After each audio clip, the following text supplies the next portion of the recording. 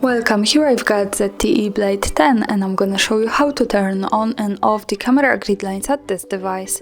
So let's start by tapping on the camera button to open it, and for now we are in the standard photo mode. From here let's go to the left corner to this button. When we tap on it we can open the advanced camera settings.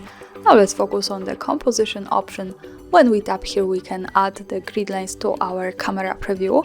We can pick from the grid and golden spiral. So now let me pick the grid and let's go back to the camera to see them.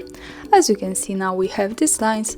This is useful, for example, when we want to use the rule of third in photography or making experiments with composition. Let's go back to the left corner to the composition and pick the golden spiral. And in the camera preview, now we can see this line. And of course remember that these lines and the standard grid option is not visible at the real picture, so these lines are only to help us taking better photos. When I take a picture now and go here to the left to this button to the gallery, we can see this spiral, so this is how to use this. And of course when we don't need it, we can go back to the left corner to the composition and pick the off option. So for now the grid lines have gone from here. And that's all. Thanks for watching, subscribe our channel and leave the thumbs up.